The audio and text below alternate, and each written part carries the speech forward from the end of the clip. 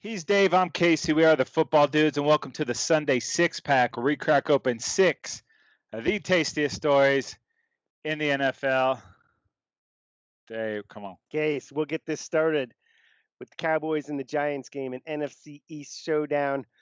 Giants crushed by the Cowboys late 37-34, but it wasn't about a Cowboys win, Casey. It was about the Cowboys' big loss.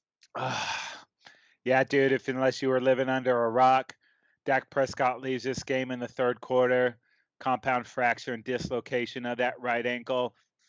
Yeah. And, the Cowboys won this game, dude, but I feel good at it. I know Cowboy Nation does too.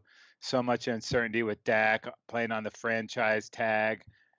Moving forward, we don't know what the hell's going to happen, especially with how bad the season started for the Cowboys. But let's get back to the game. They're up 24-23.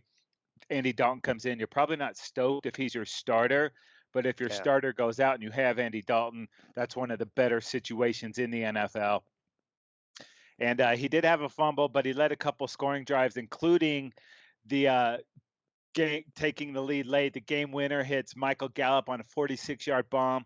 That set up Zerline for the game-winning field goal as time expired. So pretty good under the circumstances with Dalton getting out there, got the win. But like you said, dude, it doesn't feel like a win. It totally feels like a loss, man. Yeah, no doubt about it, dude. I mean, the only positive is, of course, the boys alone in first place in that NFC East division. But and like you said, Dalton, things could be worse than Dalton driving the boat there. But yeah, it's such a shame.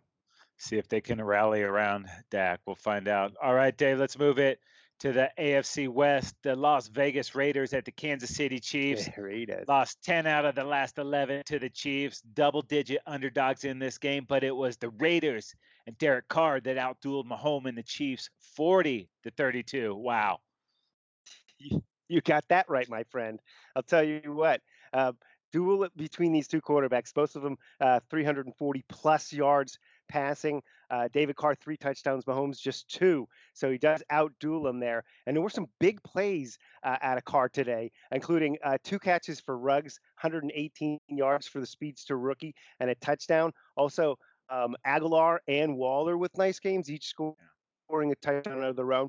But the game was tied in the fourth, Casey, at 24, and it was in the balance right then. And they really started hammering Jacobs a little bit more, and he finally got a touchdown there. And then that put the pressure on. They went ahead, and that defense was getting after it. And Mahomes threw an errant pass, picked off by the Raiders, and ran it all the way back.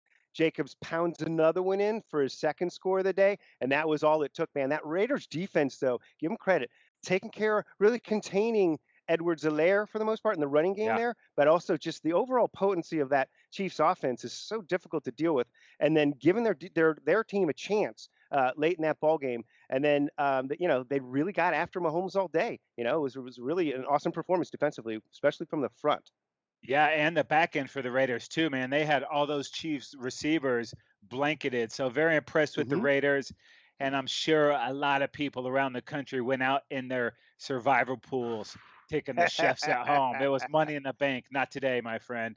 All right, let's move on to Total Fantasy Domination. Dave, give me a quarterback. Yeah, we talked about him. It was Patrick Mahomes, dude. I guess he got outdueled in the win-loss column, but 340 pass yards, 3 total touchdowns because he did run one in, and then 21 rushing yards and a 2-pointer as well. So stack up all those points. Yeah, dude, he would much rather be the king of Totally Fantasy Domination than getting that win over the Raiders. And then it was my boy Zeke finally zeking it up, 105 total yards and 2 touchdowns. Dude, how about the Steelers Chase Claypool, dude?